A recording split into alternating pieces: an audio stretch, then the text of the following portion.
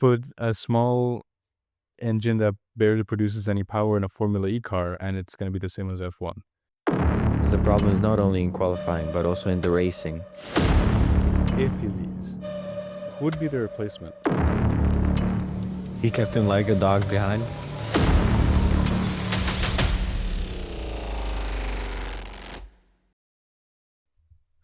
Hello, everybody, and welcome back to Chasing the Flag podcast. Here we are after the Japanese Grand Prix, and we have a lot to talk about, Kailash, right? Definitely, yes. We saw a lot of action in the Japanese Grand Prix and a lot of controversies as well.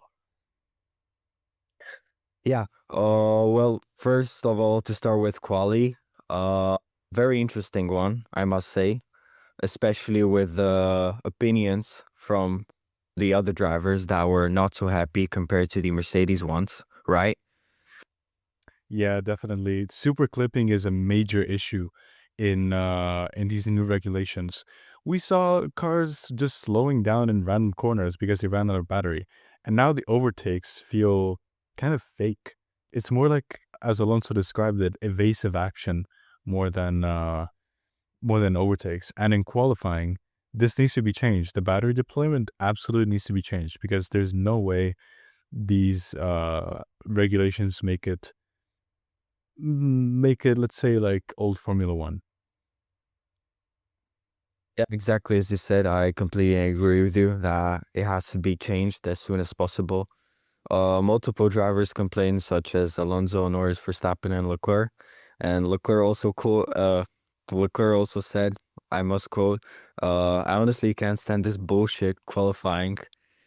I go faster in the corners, but I lose everything on the straight, which is basically, as you said, with the batteries, the big problem that the drivers push to the maximum and then they just slow down extremely. For example, in Suzuka in the 130R. So that has to be fixed because I think it's not that entertaining as well compared to the season before that we had. Yeah, just bring back the V10s. Honestly, that's that would be a good solution. Yeah. Smaller cars, we got that, and it's just the engine that needs to be replaced.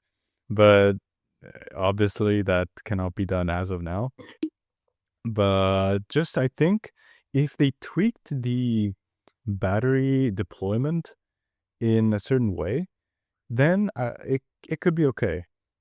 Except that, you know, the batteries do run out in any case on long straights.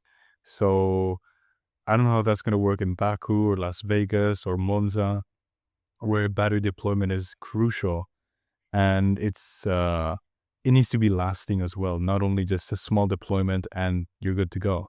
It needs to be consistent, lap by lap and straight by straight.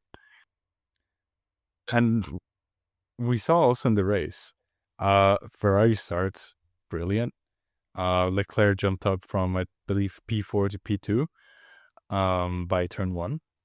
And the first 20 laps weren't that entertaining. It was all normal strategies. Near lap 20, we got the first round of pit stops. Then what happened? Colapinto and Behrman. That was unexpected, I would say.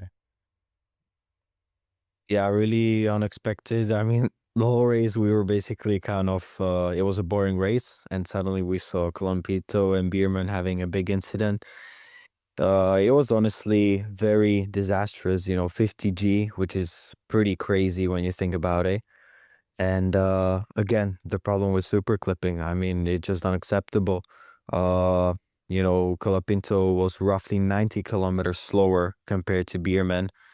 And in that time, you just don't have the best time to react, I would say. But one Yeah, I thing, think, super clipping, you mentioned, uh, that didn't really show in that corner because Colapinto's flashing lights weren't on. It wasn't on recharge mode. We saw other drivers having super clipping on that corner, and the flashing lights, the brake lights, were on. In Colapinto's case, they weren't. So what do you think happened there? There was a big gap in the speeds, but it didn't yeah. look like he was in recharge mode. Maybe malfunction in the lights or something. I don't know. Probably because I've read some reports that he lost the speed because of the super clipping before. So yeah, but generally I think that was the main issue, that he was just so slow compared to Bierman. And I mean, we were lucky that it happened in Suzuka. Like, imagine if it happened in Baku or Vegas. That could be very, very bad crash and could result in, I don't know. I don't even want to know because we saw Bierman was also injured. He had some injury with the leg, it seemed. His ankle. And yeah, and if we have the walls, as I said, at the street circuits, Baku, Vegas, it won't be good. And you know what? If they don't change the battery deployment issue, it will happen. Maybe not the crash that we're expecting, but definitely fake overtakes. Fake overtakes just because somebody will run out of battery, slow down a lot, and the overtake will feel more like an evasive maneuver more than an overtake. You have to kind of avoid the car that's slowing down. It's almost same thing in 130R and Suzuka, as you mentioned. The cars went from 320 or so kilometers an hour, 310, all the way down to 260. That is very dangerous if the driver behind is looking at the wheel, looking at, I don't know, the mirrors or any other thing, like maybe Colapinto was doing. He wasn't really focused on where Behrman was going, left or right, which, will result in a crash eventually due to this. And it did happen with Behrman. Yeah, exactly. I think the biggest problem is that the drivers already complained to FIA, and FIA doesn't honestly care about it, it seems, because Sainz or mentioned it in their interview after the Japanese Grand Prix that the problem is not only in qualifying but also in the racing. And if we're gonna see uh these type of speed changes, it's gonna be very dangerous. And honestly, I think F1 is not going in a good way. I mean, F1 is kind of fucked right now, honestly, because I'm not a big fan of electricity. Also, I thought DRS was gonna go away, and with the overtake and boost mode, it seems that it's still there somehow. So I just want the real racing back. As you said, V10s just bring something, classic racing and classic tracks, and that's it. Because now I'm more into watching, I don't know, a football game or tennis match than F1, and that is not good. Yeah, the direction F1 is going in is not the ones we were expecting. 50-50 battery and internal combustion power is still, like, I think the very limit of what F1 can go into in terms of electricity. Once they move to mostly electricity, just call it Formula E. Call it Formula E. That's what it is, right? Put a small engine that barely produces any power in a Formula E car, and it's going to be the same as F1. We'll see if that changes in the next year or two. Otherwise, we'll have to wait until the next regulations, and those might be hopefully better. Realistically, we don't know. Yeah, that's exactly, like, if we want to act eco, then let's go Formula E. But come on, like, you gotta have that difference. But we'll see throughout the races if it's gonna improve or not. The ones that benefited from these regulations, I would say, is definitely Mercedes. New championship leader Kimi Antonelli. What do we have to say about that? Youngest Italian as well. Yeah, proud. Proud to be an Italian right now. Kimi Antonelli has been racing really well. Like, he built a 15-second gap, 10 to 15-second gap by the end of the race to P2. He was just driving in his own pace, own world, pretty much. He was lapping faster than everybody else, putting fastest lap after fastest lap.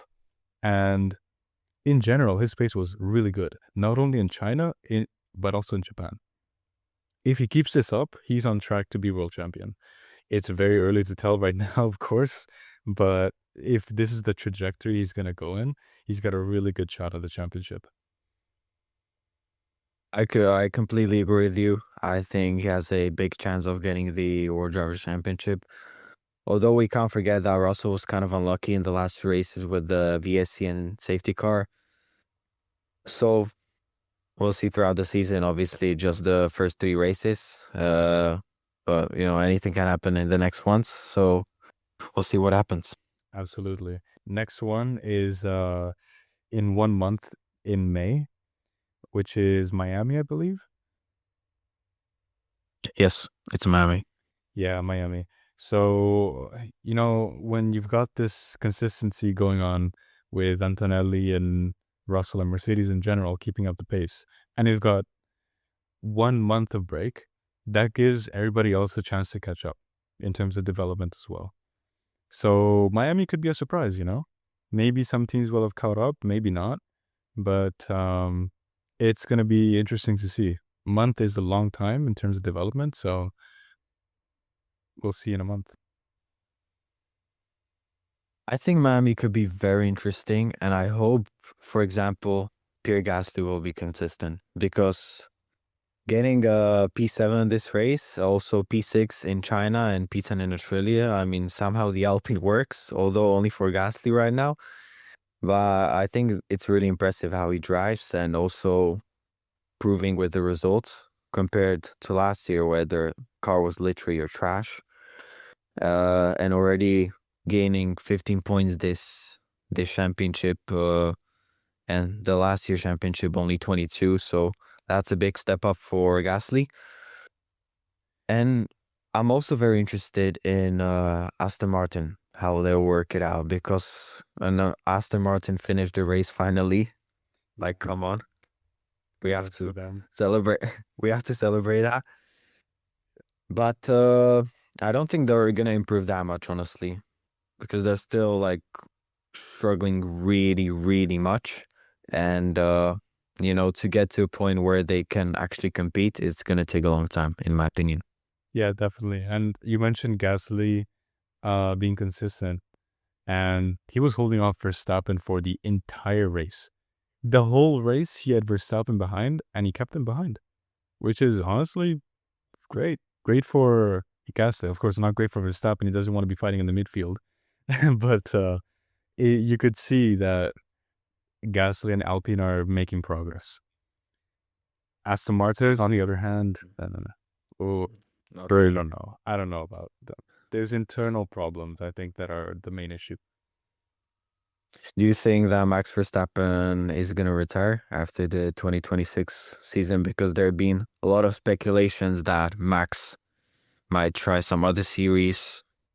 He did express interest in what was it, GT3 racing, GT racing in general. He has competed in Nürburgring and different endurance championship races as well.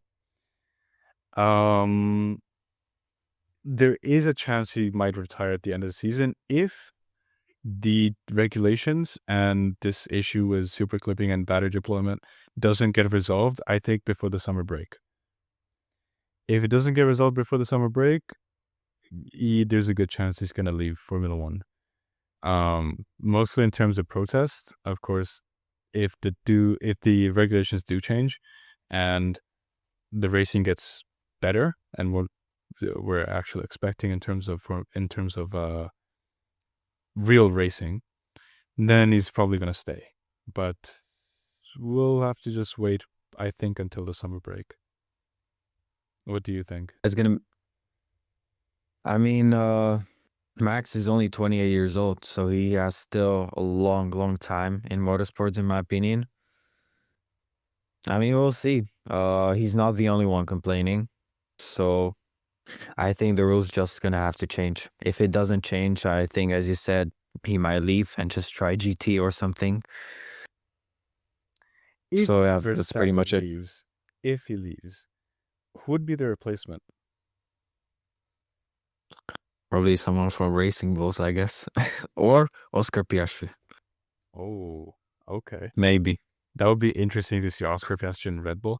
Although he is doing well in McLaren, seeing him in Red Bull would be very interesting. Yeah, he finally finished the race actually as well, when you think about it. Yeah, after two missed races. Actually, not missed races. One was the did not start in Australia, and the other one also because of some other issue. Yeah. I mean, considering McLaren is actually not performing that bad, Oscar Piastri getting a podium is really good for the team. And I think if they're going to perform like this, he might stay there for several years. On the other hand, I'm very interested in Charles Leclerc, how he's going to decide his career, because this race was really good from him. You know, after the race, he emptied his pockets, you know, the keys, the phone, and George Russell. He kept him like he kept him like a dog behind. Pretty much. Yeah. Uh, I mean, he drove really well, honestly. But it's just really annoying that he has been through so much of the pain with that car, and he just drives so good. Like if he had a championship winning car, he would have been already, I don't know, 2 or 3 times world champion, you know? yeah. Yeah. And Kailash, what do you think about Charles Leclerc's path? Do you think he's gonna stay loyal, or do you think he's gonna find a new team? It looks like Ferrari is making progress. Even if it's a little bit of progress, there is progress. And these new regulations seem promising in terms of this year, maybe, next year also. So I think he's going to stay at least until the end of 2027. And then if Ferrari doesn't figure it out by then he might leave for something else. Yeah. I think so as well. Which is going to be And sad to see, but, necessary for his future. and last but not least, what are your predictions for Miami? Although we got a month, so it's not easy to predict, but give your predictions. I'm going to say Russell will win Miami, but P2 is going to be Leclerc and Hamilton P3. Now we're going to see how Superclipping will work at the long back straight in Miami. There might be some crazy stuff going on there, but we'll see. How about you? I think it's gonna be a Ferrari 1-2 with Kimi in P3 because of the Macarena if they bring it. Oh, you lights! There's going to be a new wing coming up. Hopefully. Yeah. Yeah. I think they're going to bring it. They've got a month to fix it up and bring the rotating wing. So if it shows up in Miami, oh my God, that's going to be a good race. Rocket ship. Well, we hope so. All right. I think that's it for this episode after the Japanese Grand Prix. Of course, thank you for tuning in again. And we'll see you in a full month. Please don't miss us too much. And check out our Instagram, chasingtheflag_F1. We're also on Apple Podcasts and on Spotify. And yeah, pretty much that's it. See you next time. See you for Miami. Bye bye.